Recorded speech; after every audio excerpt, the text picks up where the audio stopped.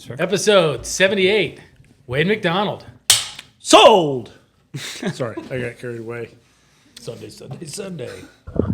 As always, we have Gunny Matheson. No, you're Yeah, you supposed missed to. it. You missed it. Oh, what'd I do? yeah. Yeah. We're back. All with right. Another episode of the show. You want him to do his thing again? No. We're back with another episode of the show. Yeah, we're back for another episode of the show. As always, we got Gunny Matheson, Joe Schmidt, and our special guest tonight, Wade McDonald. Fresh off of level 3 and 2 championship of the Southwest Reining Horse Association Futurity. Yep. Yeah, congrats, Usually we man. get people on first and then they win. Yeah. So this is a little different for us, you know. I mean, you won first, and then we put you on the show. Well, hopefully it carries over to the next one. Yeah, the next No, one's I got dibs on the next one because I was on the show the episode before, and I got to keep the streak alive. Not you. I don't care. I mean, maybe you can keep the streak alive. We can tie. Well, you can win the level 2. We could tie for the level 3. That'd be fun. That'd be fun. We got to have our goals, right? I'm not selfish. Yeah, you are actually. I'm not. So what were you showing up there? I showed 3. Showed the horse that I won the level 3 on is Spook's Got a Whiz out of sparkling vintage mare that's out of Miss Dreamy. Then I bought as a yearling and had him the whole time. And my plan was to show him at Tulsa and then show him at the Congress, but he ended up getting sick and I couldn't show him at Tulsa, so Ardmore was his first horse show. Oh, That's it's pretty a good sweet. way to start. Yeah, No Tulsa, no Congress, just right to Ardmore. yeah.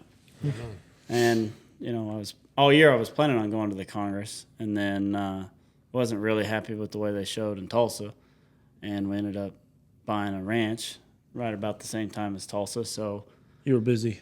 yeah, so I was like, well, I got a lot going on, so we went home and got our stuff together and went to Ardmore. Yeah, where'd you buy him as a yearling? Didi Beckman raised him, and Oh, he's out of that mare. yeah, yeah. That's the mare Hava showed. Is it really? Yeah. Yeah. So she raised him. I found him online, and I drove up there and looked at him and bought him. And yeah, it's a really nice horse. He's Real pretty bay horse. yeah. Yeah. Yeah, it's fun when it works out like that because it's so hard to pick yearlings. We say that every year at the yearling sales when we go either at any of the yearling sales. You know, there's a star in every one. It's just figuring out which one it is. It ain't always the high seller. No, it almost never is the high seller. It's more often than not, the statistics will show you it's one of the cheaper ones, Yeah. actually. Right. Yeah. But how do you know? No. Wow, we have no idea. But it's cool. I mean, I showed 3 horses that I've had since they were yearlings. And You did good on all 3, didn't you? yeah, I was 19 and a half on one, and then the other one I broke gate slowing down. But I was happy with him. But it's this is my first time since I went out on my own to have 3 horses that I've trained the whole time, and I was happy. Where were you before you went out on your own? Right before I went out on my own, I worked for Danny and Fred Tremblay for a little bit, and then I worked for Craig Smarshall for a long time. I worked for Bob Avila for a long time, and then right after I graduated high school, I worked for Gabe Hutchins for about a year and a half. Okay. How long you been out on your own? I went out on my own January of 22. Okay. Yeah. And already you just bought a place in Collinsville, Whitesboro? Yeah. Yeah, good. Was that The place that was that the place where Trent was? yeah. Okay. Yeah, it's a nice place, huh? Yeah. Gotcha. Josh and Carrie's visitor's old place. Yeah. Yeah. Yeah. And they put a big old covered pin, brand new covered pin. Brand new covered arena. There's there's a 28 stall show barn that's attached to the covered arena that'll be done hopefully in the next 2 or 3 weeks. We just got all the stalls done and stuff while we were in Ardmore, so Right it's a on. work in progress.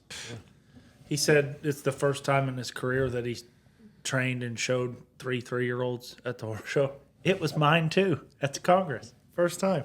Really? that I had trained All 3 years? all 3. Yeah. Normally I show 1. Yeah. I showed 3. Well, it worked for you too. Yeah. You never Score. I guess we got a plan. you never showed 3 when you worked for me? first time he trained them all himself On his own. on his own. Well, I never Start helped you. to finish. Yeah. Yeah, you might have. That's what you call it. You call it help. Yeah, you helped. Yeah, Yeah. he helped. Yeah. So you're getting ready. You're already moved in. You got your place almost done. It doesn't hurt to come off of a win like that. How much did you win up there at Ardmore? Right around 40,000. 40,000. That's a good time to win it, right when you buy a new place, huh? Yeah, right when you're building stalls. Yeah, luckily we had a good horse show in Tulsa too. I think we won close to that in Tulsa too. So Cool. Heck yeah. it needed to happen. Yeah. Yeah. But it needs to happen for everybody. Right. Yeah. I mean, I would hate to be in your shoes. I would hate to be a young guy trying to buy a new place, especially right now in North Texas. All right. I mean, it's expensive to try and get started. I mean, I look back at when I got rolling. Yeah, we thought things were expensive, but it's nothing like it is now. Right. And even like some of the guys that I talked to when we were thinking about starting the process that had done it 2 or 3 years ago, 4 or 5 years ago, whatever, it's so much more now. Yeah. Yeah. I mean, Oh, yeah. Huge. And the amount. interest rates don't help any. But No, without a you doubt. you were kind of pushed that way a little bit just because of the renting situation. It's tough to rent stalls around it's here. tough. And what would really hurt us was renting all the housing for us and for the help and for, I mean, it's crazy Yeah. how much it costs to rent. Without a doubt. I mean, we have about 30 employees and we house them all. Mm-hmm. So I get it. I mean, it is tough, but it's stuff that we've accumulated starting 20 years ago. Right. So for somebody your age, how old are you? 28. 28, to just bail in and have to try and buy land. I mean, land anywhere around here is Crazy. at the really the best you can do. If you can find anything for 50,000 an acre, you're doing great. It's 50 to 100,000 anywhere from here to Whitesboro, pretty much. How many acres do you have? There's just over 10. Yeah, that's a good size for a training operation. Well, and that's just it. I mean, he took all the pressure off himself, having to worry about renting stalls again somewhere else by just buying a place. It sucks right now, Yeah. but once you get in the groove of it, you're gonna be happy you did it. And I think too, for my horses, I think just being alone, it's helped my horse training a little bit. You know, a little bit of freedom and a little bit of, you know what I mean? Like, Nobody in your No, way. yeah, no just- people driving by. yeah, you do whatever you want, whenever you want, and, you know, you can kind of go at your own pace. Yeah, for sure. And, I know for me, when I was first starting out, I know that when I went to Italy is where I went for my first time really being on my own. Mm-hmm. And getting thrown into that situation, it makes you just got to figure shit out. Right, I mean, there's nobody. There's no manual. No, there is no manual, and and you don't have time. If you got a barn full of horses, you can't load up and go here and go there and go. I mean, you got too much to do. It takes. I mean, I never load up and go anywhere because it takes. You got so much to do. It takes too much time to go do it. Yeah. You can ride 12, 14 head, 15 head in a day at home when you're in your routine, but if you got to start loading them up on the trailer and take them somewhere, and You take 4 or 5 horses somewhere, it's an all-day venture. it's an all-day deal. Yeah. Yep, no doubt. No, and I like riding with a group, but when I was out in California, I was by myself, and like you said, it makes you figure it out and just do it. So I think it's good to be in that situation at some time. You need to know when you need help, and you need Yeah. to go get help.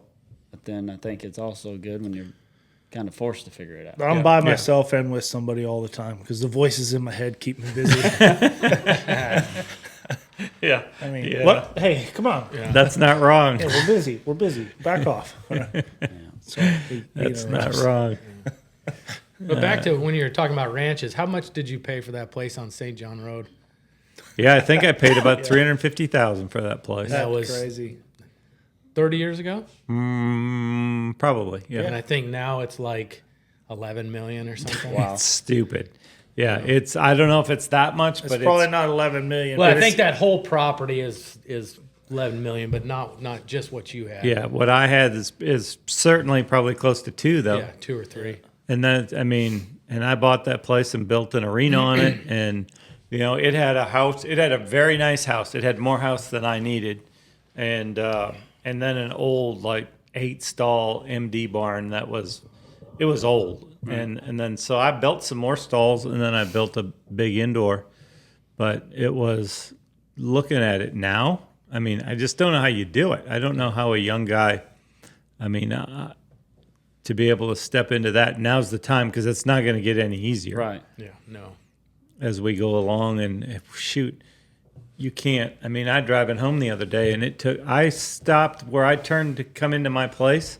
I counted 28 cars before I could turn into my place that had to pass me.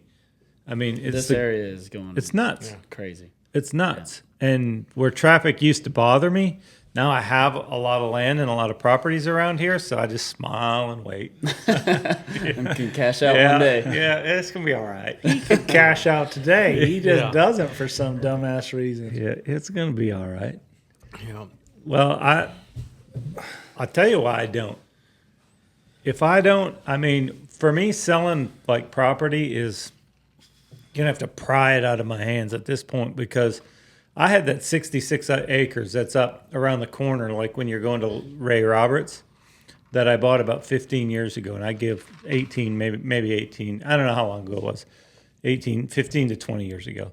I give $3,500 an acre for it. Oh wow. And within a year, little over, I doubled my money and sold it for $7,000. And I thought I was the smartest son of a bitch in North Texas. Home run. Well, right now it's worth $60,000. If only you would have Yeah. waited. I mean, it turned out to be just. And it was so cheap to buy, you could have held on to it very Oh easily. yeah, for sure. It did selling it. Really at the end of the day. Although somebody did tell me the other day, I can't even remember who I was talking to, but somebody that I respect a lot as a businessman, and they said, yeah, but you can't. It was Von Zimmerman actually. He says you can't look at it that way. You got to look at the money you made. What did that money then make what'd you you do with it? afterwards? Yeah. I mean, if you spend it on gambling and women, then that's not good. But if you reinvested in Why are you something, looking at me? I didn't do that. Why are you looking at me? But you I did spent it on spend some horses. of it on gambling and women, right? well, I did. Yeah. Some of it. Yeah. Yeah, it's his property. Yeah, you have to. Yeah, but no, for sure. I mean, around here, and that's what's going to be your place. I mean, you work your ass off, and Gunny too, and Joe. All of us own our own places now. You just keep your nose to the grindstone, and all of a sudden, you're going to look up in 10 years, 15 years are going to have gone by, Yeah. and that place is worth, double or Right. triple what you gave for it. Right. Yeah.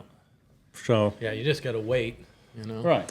that's the thing to me about that. That's made more retirements and more financial security for more horse trainers.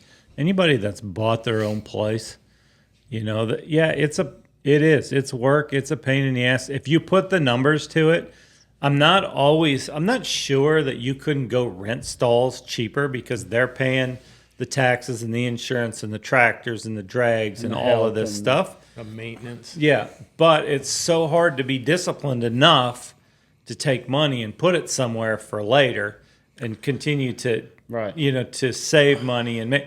Whereas if it's your own place, you got to pay the light bill and you got to pay the mortgage payment, or you're going to lose it. Right. And Yeah. that's a great motivator. But Yeah. I mean, I don't know that you even really look at it that way. Like personally, my personal experience is whenever I owned a few horses and I rented stalls, I really hated owning 2 horses and writing a board check for those 2. It's so expensive. And now I don't even think about what my livestock cost me, because it just rolled into a big number of costs. So, but a lot of the money that I make is off of horses that we buy and we sell ourselves. Exactly. I mean, yeah, I would say 90% of it. Right. yeah.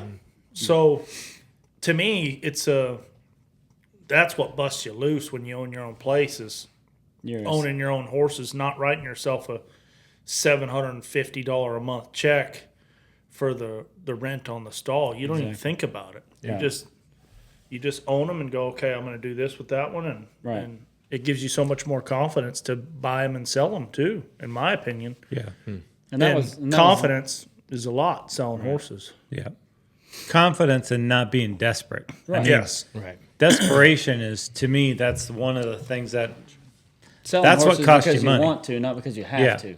Yeah. And That's what costs you money. And I've had, I do, you guys know, I do a budget every month.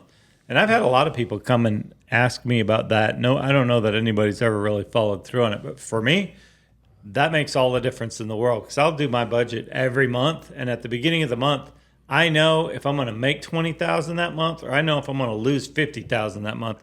But I know the first of the month. So I got all month to prepare.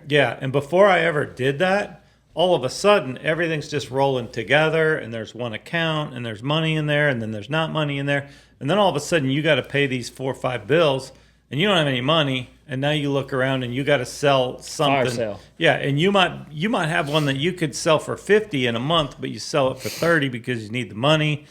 And to me, that's, if I was going to give advice to anybody that is younger, running their own business, starting a place, know your numbers, do your budget every month, and have it so you got a whole 30 days heads up of how short you're going to be Right. at the end of the month. And there's going to be a lot of months you're short. Right. I mean, there's just no way around it. I don't know anybody that makes money every month. I'm sure Warren there's, Buffett. Yeah. yeah, We don't know him, I guess. but not in his horse business. Yeah. He doesn't have horses. Yeah. What about going back to the horse you showed at Ardmore? So, how do you have the confidence to prepare a 3-year-old that you've never showed for the first time and be successful? And I'm asking personally because it's something that I'm very stupid. It takes me a long time to figure out horses. Man, I don't know. This Did you this whole just get deal. lucky? It just worked, or Well, no, I mean, like, I think I'm probably one to overanalyze stuff a little bit sometimes, and like I put a lot of thought into the way I train my horses and the way I try to prepare them, and I feel like 99% of the time I over prepare. And actually, so I spent probably a month at the new place before we went to Ardmore, and it's basically an empty arena, 1 or 2 horses in there all day long, and I just did patterns, and I tried to get to know my horse and say, okay, hey, this one's weak here and this one's strong here and whatever. And did you have fast hands though? Because Jason told me. for once, I actually went to the horse show and I felt like all 3 of them were ready. Cool. And I talked to Cade. I mean, I talked to Cade a lot because, I watched Cade and guys like Cade. Cade can show anything. And he can be in a heap of trouble and never look like he's in trouble, and I envy that because it's very cool to me. And so I was talking to him, and he said, you need to make a plan and you need to, live and die by that plan. And so that's kind of what I did. Is I said, I'm not going to override them. Piece maneuvers together, show them. And I had a plan every week. I said, I'm going to circle this one this day, stop this one this day, turn them this day. And I didn't stray from my plan. And for the first time ever, when I showed, I literally loped them around, changed the lead each way, turned them, and went and showed them. Yeah, Because- stress about nothing. Because I wanted to see if it was going to work, just for me. Right. You know what I mean? To see if I had them as broke as I thought I had them or not. Yeah. And And they all look good. I mean, they look broke. Didn't look like you were tricking them through there. And No, I mean, even they all look even solid. the one that he had the penalty on.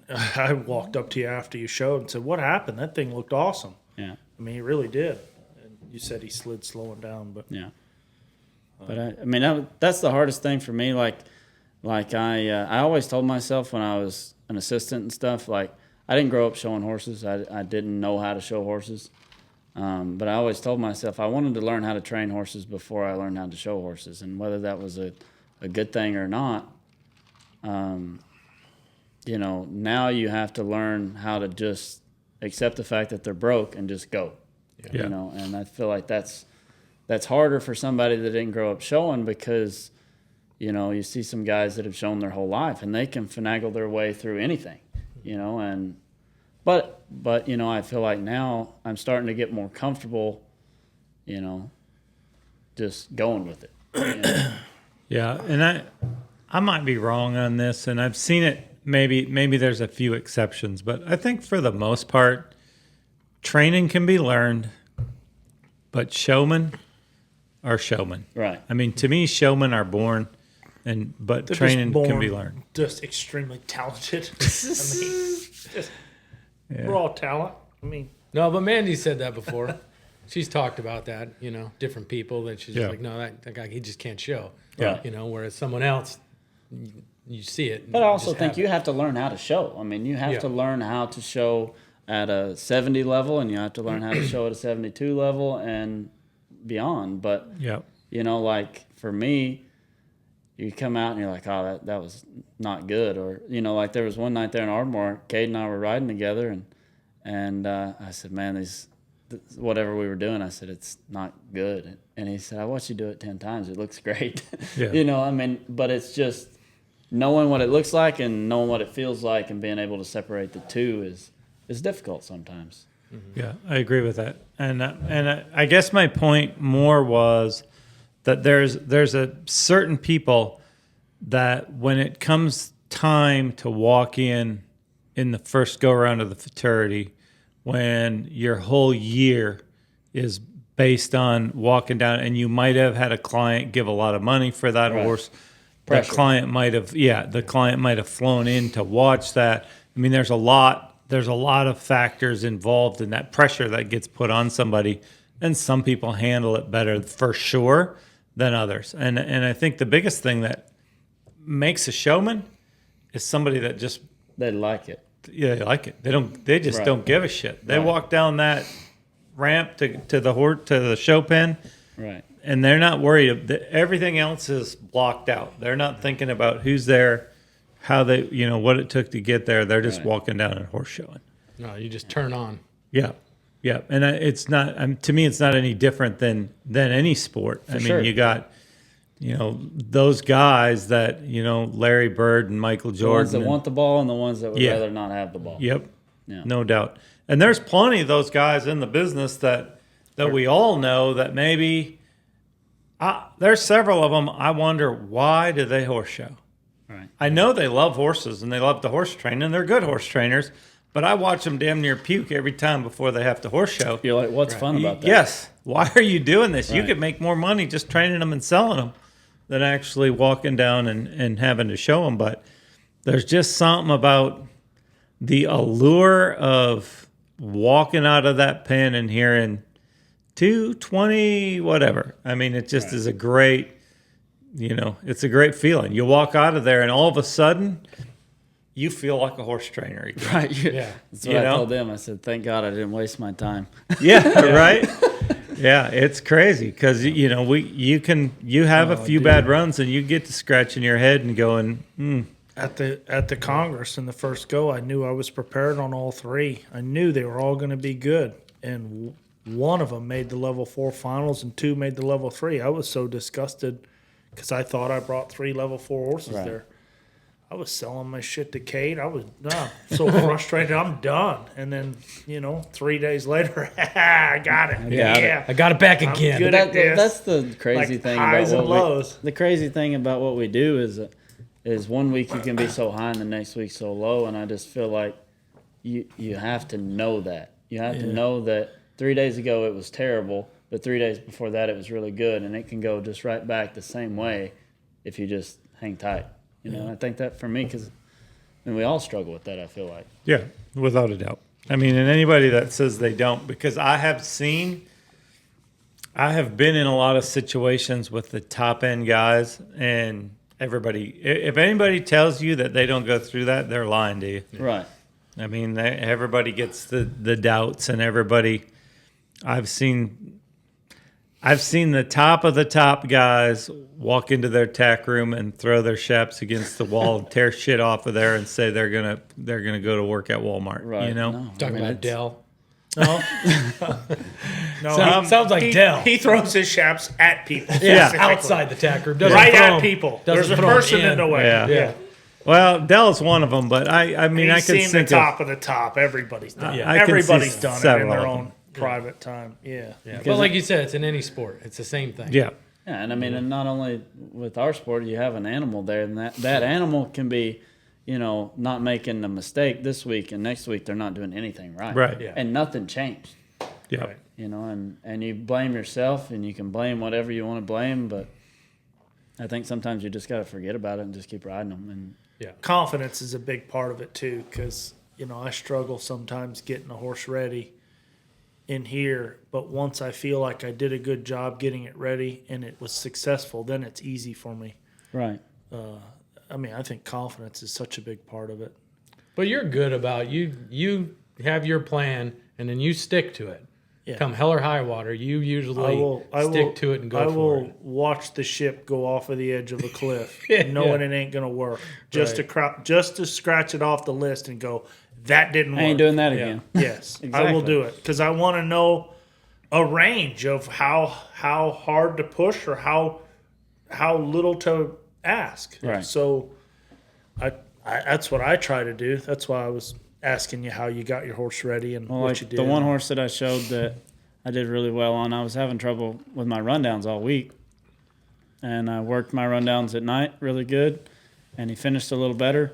And then the day before I showed him, I took him over there in the ancillary pen and I schooled him kind of half speed. I turned the corner and he ran straight as an arrow and stopped good. So I was like, okay, maybe Got it. if I address it at night and leave him alone the day I show and go show and just leave it alone.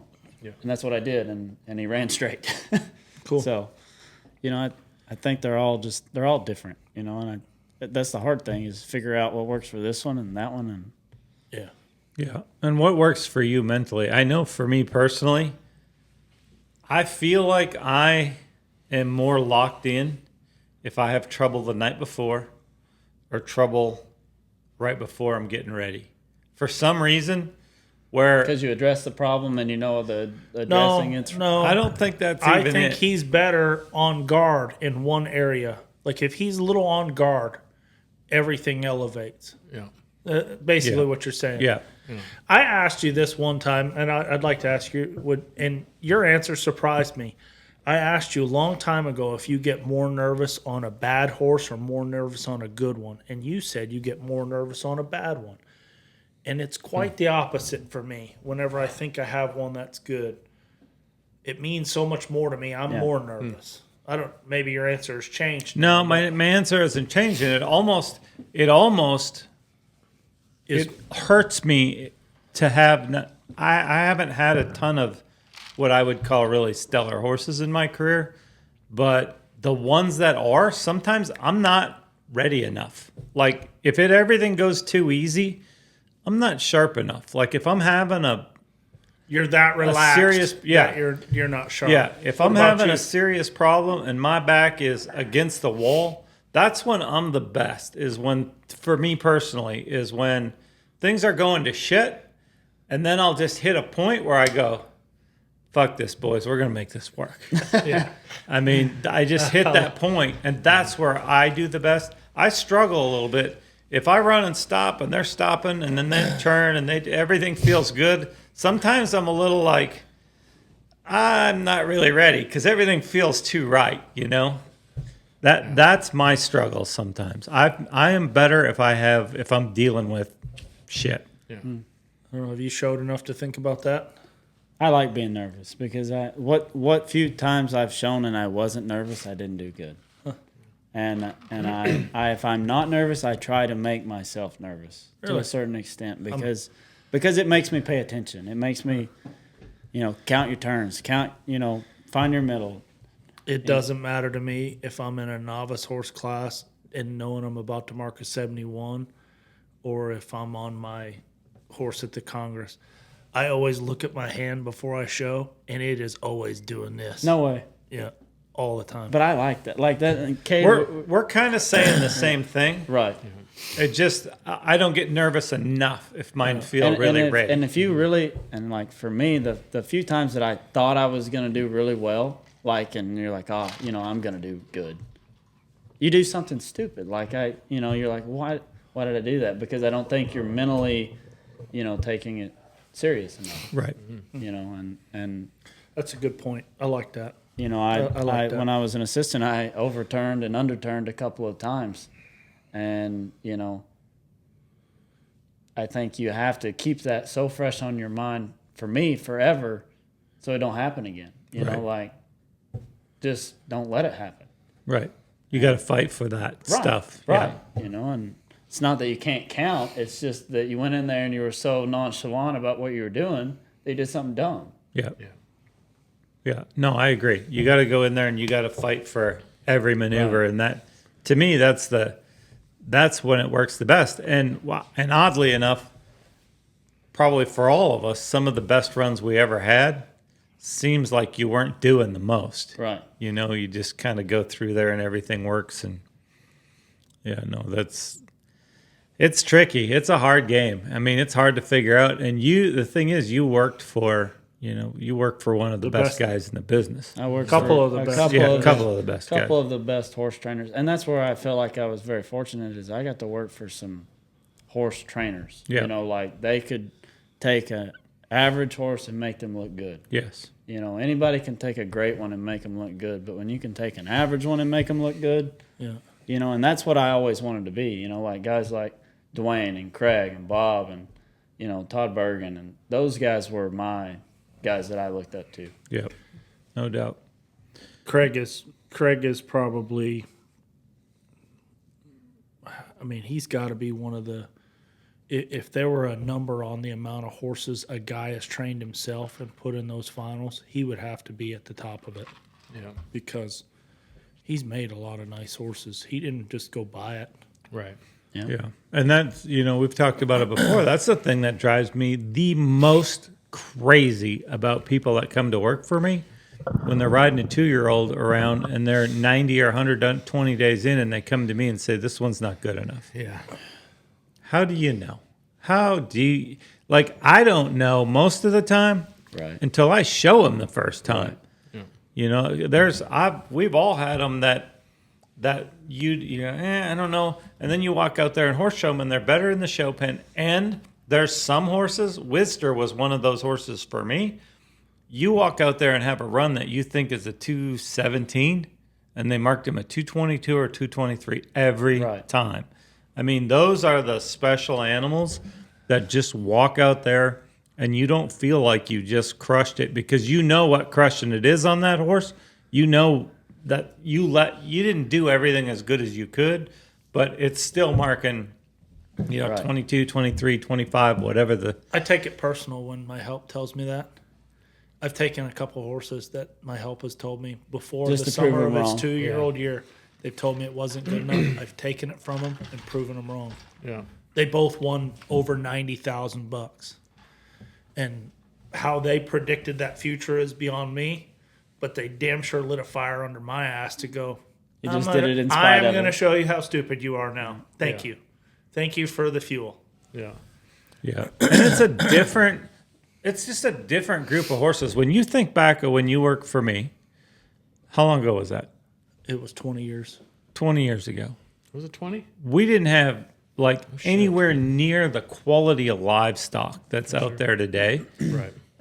If you made a mistake on one, it took you a month to recover. I mean, you had to be more attentive of what you were doing. Right. And I think today's horse, we see more guys that are, I don't know how to say this because I don't mean it as a derogatory thing, but there's a lot of guys that look pretty darn good today riding these horses that would have had a hard time training those horses. Because today's horses, they take what you're telling them, and if you make a mistake, they forgive you.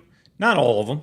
Right. But A large, and there's more By and quality. large, There's more quality. You can fit them into the rider's mold rather than have to fit yourself into Correct. their mold. Right. Right. Yeah. correct. But I think you run into that, like if you were to accidentally buy one of those horses that look really good, and then you get it home and you're like, oh my goodness, what did this horse do for the last 2 years? Yeah, without a doubt. And it's almost harder to me there was so few special horses 20 years ago. You'd go to the horse show, and there was always one or two that stood out from all the rest of them. Well, now guys are getting so good about getting them broke and trained, and there's no guarantee. You could go out and buy the best one 20 years ago. You were probably going to be pretty darn good on it. Right. Now, you can go buy the best one from somebody now, or one that you think is, that you think, well, they're marking 22s on it. I mean, this thing's going to be, and you get it home. It may not, how it's trained, it may not fit you. To me, there's so many good horses at the top level now. To buy one in that bunch does not necessarily mean you are going to be Right. the winner. I'm curious because I think this year's a little bit of an exception. I think there's 2 or 3 stand-up 3-year-olds this year. For sure. Which ones? I think Mirko Medilli's horse looked special. He's very special. I think he looked unbelievable. Did he show him again?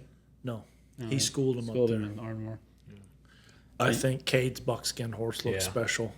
I think he didn't look, and I think Cade knows he wasn't as good as he could have been in those finals, and he still looked exceptional. I think Fernando's got a good one, and Trevor's got a good one too. I think Fernando's horse is exceptional. Yeah. I think Cole Price's horse Yeah. is Yeah, the gray one. exceptional. That one looks easy. Yeah. Simple, Yeah. huge Very. stopper. And Cole just won the level 4 at the Southwest. Yeah. Man, I think there's some special. So you horses this year. name 4. Yeah. Name one more. I know Andrea's got at least one. Cade's, Fernando's, The one Trevor showed at the Miracles. Congress was Miracles. nice. Trevor's. Trevor's. It looked exceptional at the Congress. My point is, you can name one more. You can throw one more in there. And I will bet you dinner at Papa's, one of them doesn't make the finals of the fraternity. I mean, Jordan's got 2 nice horses. I mean, Because that's how it works. I mean, when you go A there. lot of people have 2 nice horses, Right. but they're not those 5. right. Yeah. Yeah. Those 5 horses are unbelievable. Fernando marked a 20.5 on his at the Southwest, and he had some mistakes. He trotted out of a rollback, I think, and had a half-point late lead change. Mirko didn't show his. Cade didn't show his. Trevor didn't show his. But I think this year's going to be. Pretty salty. I think so. But- I'm curious. I'm I'm very not- curious to see because I'm not saying you're wrong, but I've been doing this in for years past, I think maybe we've seen some exceptional 3-year-olds, pre-fraternity 3-year-olds too. Yes. And they didn't show up either. Yeah. I've been doing this for a long time, and it's basically always ends up similar. Yeah. I mean, you go have 2 good runs. You don't have to be 2 great runs. You have 2 good, solid runs, and you can make the finals. And a good, solid run in the finals, and you're going to make a lot of money. You don't have to be a star. Have you made finals of the fraternity before in any level? I've made the level. I don't know if I've made the level 3 finals or not. I know I've made the level 2 finals twice. And do you have a plan as to how you did that and what happens next? Or are you just going to keep rolling off of this Ardmore momentum, and what's your plan? I'm going to try to just do the same thing. Yeah, it's forget just- about what happens next. I mean, I think the way that I prepared them and the week. I mean, we didn't. The way the Ardmore schedule is now, you don't have that many days, and I kind of liked it because it didn't give you that much time to overthink your plan. You showed up, you did what you needed to do, and then you showed. And I think the fraternity is kind of the same way. Is if you draw up on that first day, you got 3 days. Yep. So And Be it's ready not before every. you get there. I don't know if you guys have ever seen the movie Hoosiers. One of my favorite scenes in that is when he takes them to the big state tournament, and he has them measure the hoop, how tall it is, and how it's the same as every other court they play on. To me, the biggest thing about the fraternity is just remember you're walking in the gate and you're horse showing. It doesn't matter. It's the fraternity, but it's not any different horses. It's the same horses that were at the Southwest, the same horses that were at the Congress. And I caught myself the day after I showed my bay horse. I went and schooled him, and I was like, I know he could turn a little better, so I was schooling him, and I made him turn a little more. And I was like, "You idiot! You turned plenty good enough. Just Yeah. give him the day off." Yeah. And it's Yeah, but you got to do that. yeah, You got to do that, catch yourself, and right. You know, like you were saying, you got to go up and down and figure out what's going to work and what's not. Yeah. You know, go through all that. I almost called you, bud. I almost said, hey, Wade's not here. We need a special guest. I needed to be here.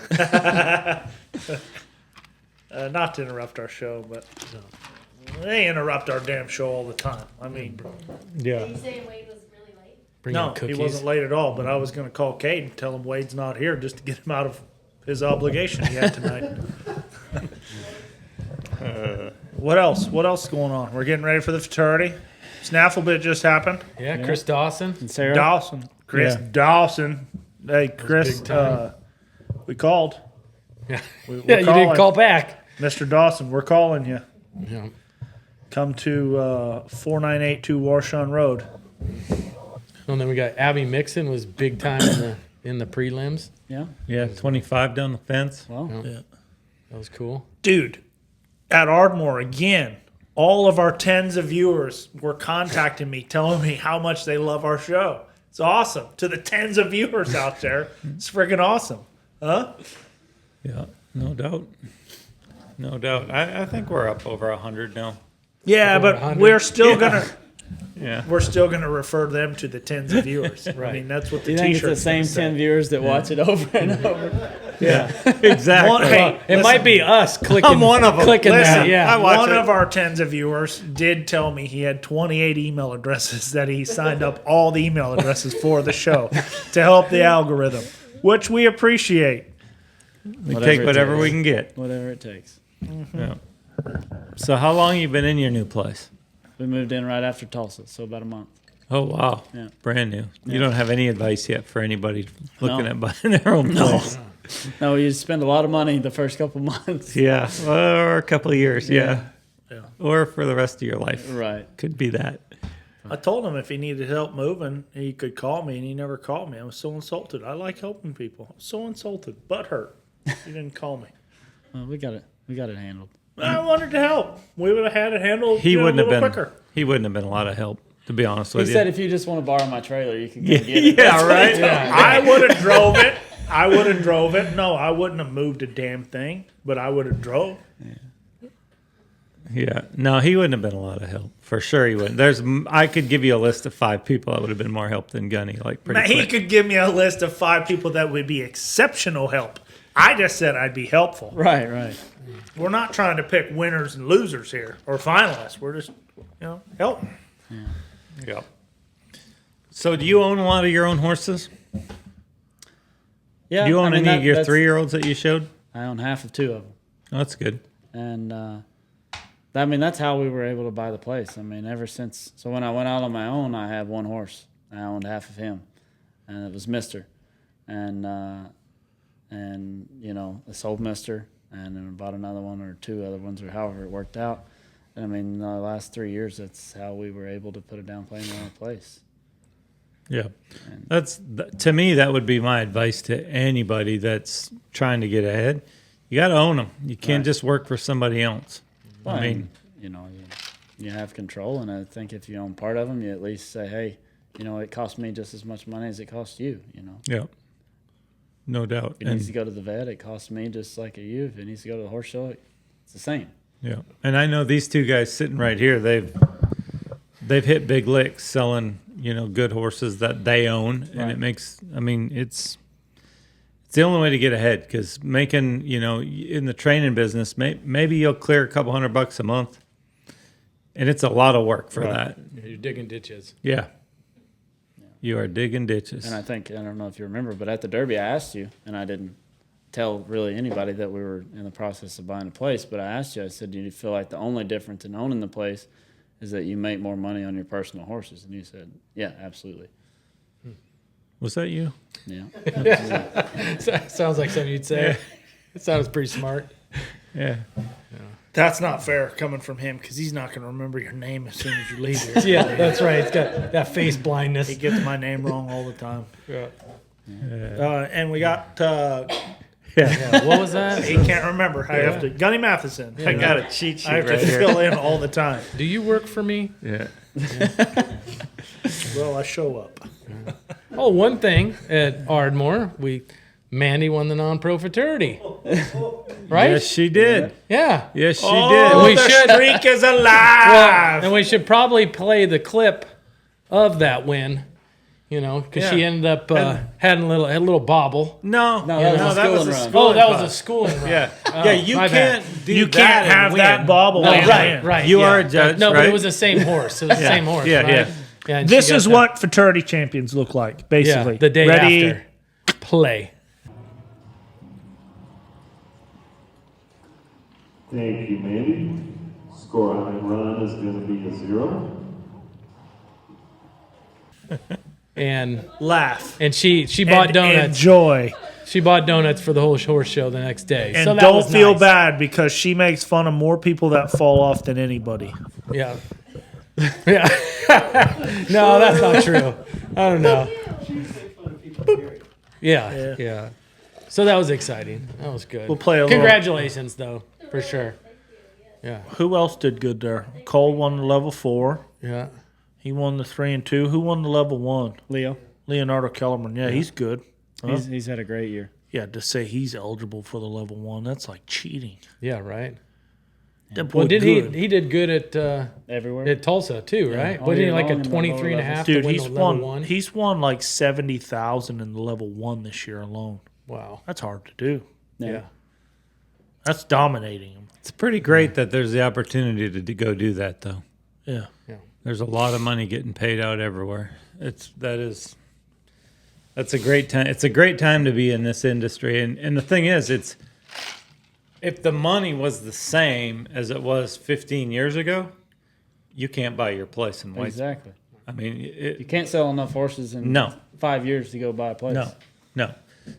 That's what the industry's done is it's made it, like we've said it before.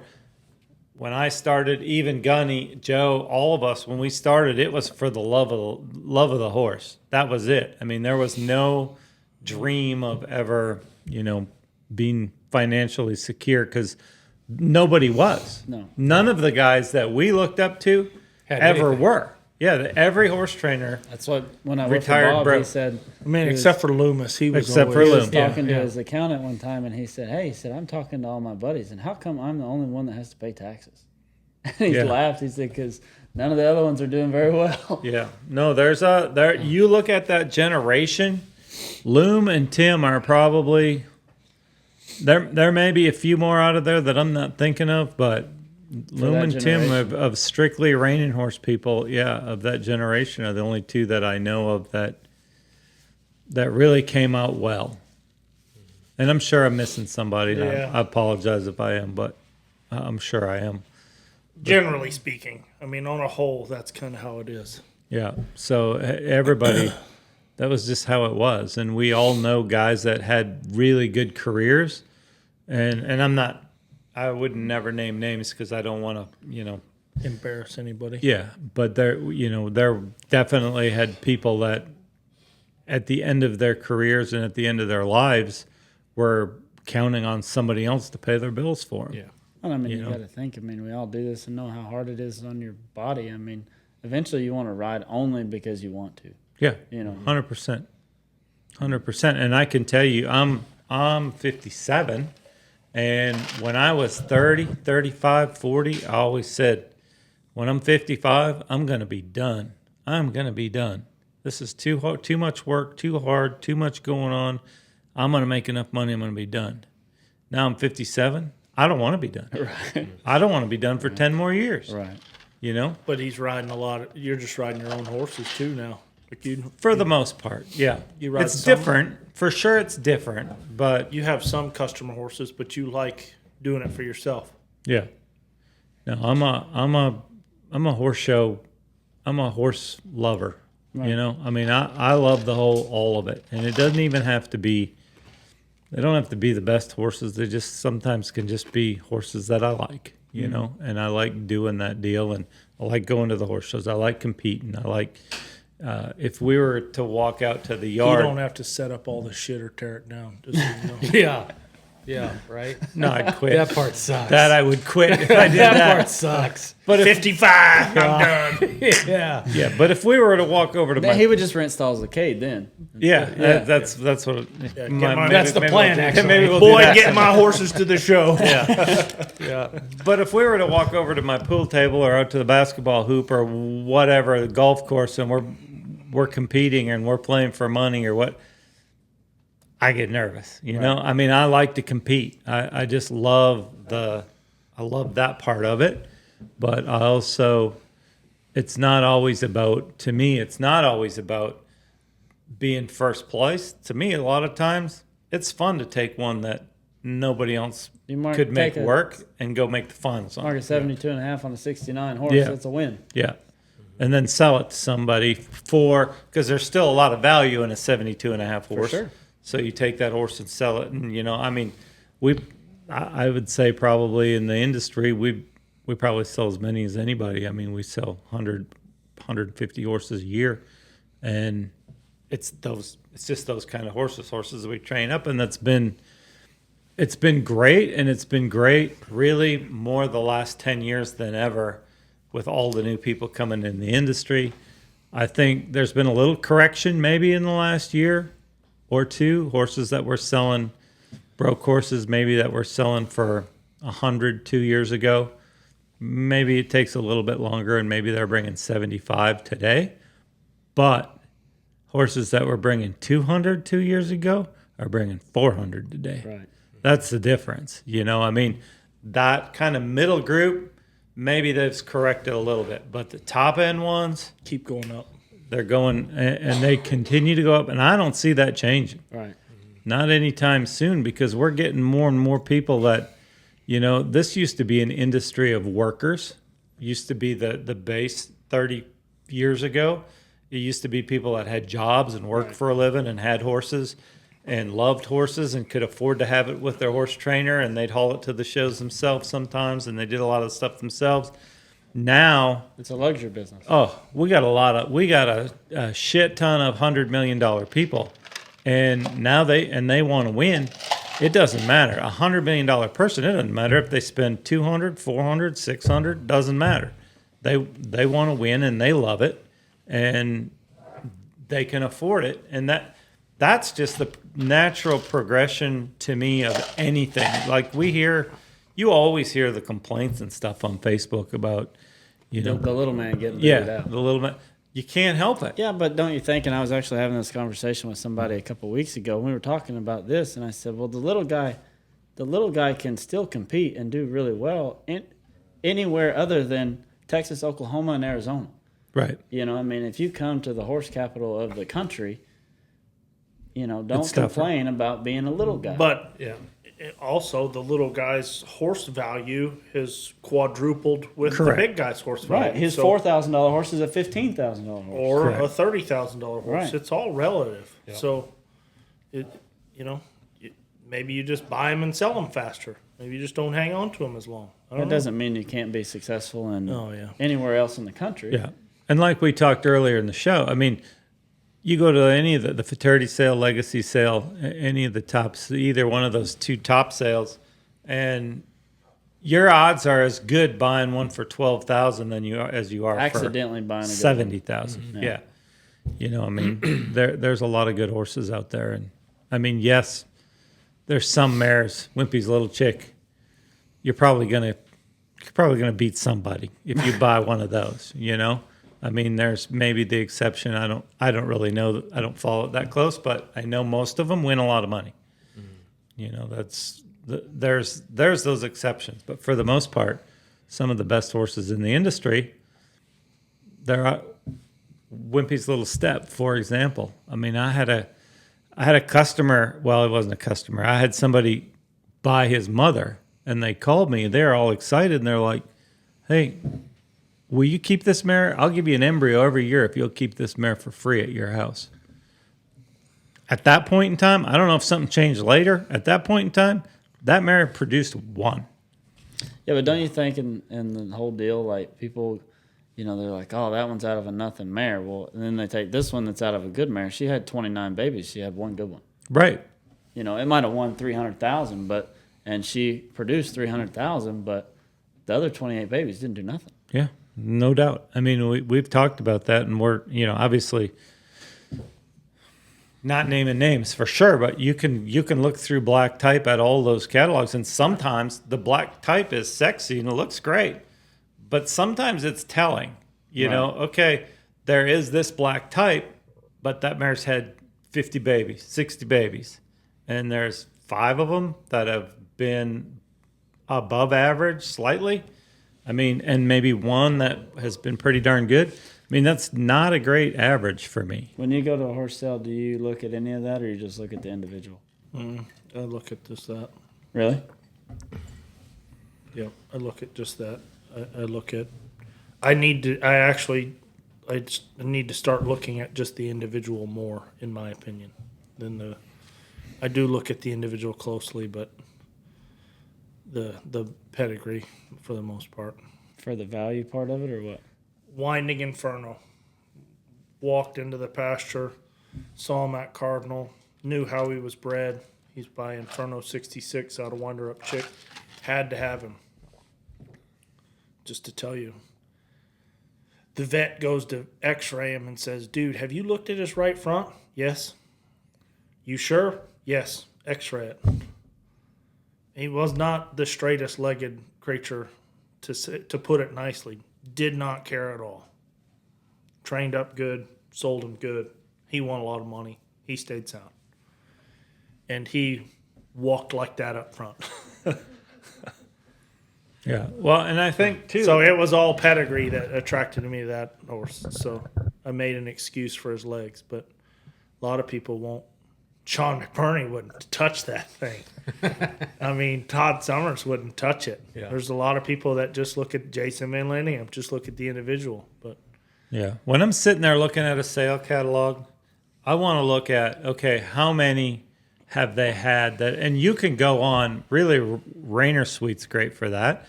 You can go on, see how many they have of show age. And if they've had, 6 or 8 or 10 that are old enough, let's say they have 10 that are old enough to show, and 8 of them have won money, even if none of them were 100,000 or more, okay, at that point, I have a horse that's trainable. And then I look, okay, who were they by? Right. Who had them? Were they boys or girls? Yeah. I mean, well, honestly, I don't look so much at that, because to me, I don't really care about that. They should train up either way. But for me, it's I important. look at that. Yeah, I'm sure a lot of people. I personally don't. Yeah. But if they've had 20 that are show age, and 2 of them have won money, I don't care how much they won. I don't like my odds. I'd rather have something that I'm pretty sure we can train up into something, That ain't even gonna if lose it's money. not a star. Yeah, it's something that we can make some money on. It's trainable. Yeah. Yeah. And if it's pretty enough and lopes around there good enough, even if you can get into it for, 15,000, 18,000, start it, because usually those sales are in the fall, the yearling sales, start it, put 60, 90, 80, 120 days on it. You can sell it to somebody as a rope horse, as a ranch rider, as a lot of stuff if you don't think it's enough. We have so many avenues now. Speaking of sales, I think the average on the 2 yearling sales that we've had was down a little bit for us. The cow horse sale looked ridiculous. They didn't slow down at all. Really? Is it the market, or is it where we're at with? Is it the amount of horses in the industry? The legacy sale wasn't down. The legacy sale for yearlings was not down. What was the average? 21,000? Oh, really? Yeah. I thought I saw the average was 17 or 18. No, with everything. With riding horses and Oh, okay. Okay. And the difference in the cow horse sale, the one that sold for a lot, is out of Scooter's Daisy Dukes. Put a Wimpy's little chick in a sale. Yeah. See how that makes sense. Yeah, but there was more than just that brought Yeah. 6 figures. I mean, yeah, they said that sale was strong. But that's a good point. You put a Wimpy's little chick in the legacy sale or in the futurity sale, and it's going to bring, God knows what. yeah. 250, 300. Put Whatever. all those people. Whatever you want. Because most people don't even think they have the opportunity to buy We one. don't have access Right. to. Right. Yeah. Yeah. Yep. So, anyway.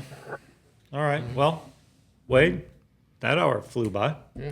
Thanks for Thanks for having coming, me. man. Yeah. Appreciate you coming down. And Congratulations. Thank you. Yeah, Good luck well- at the futurity. next Yeah, time we'll good make luck, sure man. that, you know, Mandy cooks homemade Mandy's dinner. cooking. Yeah. Sorry about the Taco Bell. No worries. She brought home cookies though. They're homemade. I see them in a bag right there. on Yeah. that Yeah, table. cookies. We'll go get some I got like cookies. a They're great. 6 cents for it. Perfect. Ranch Fuel. Grow the show.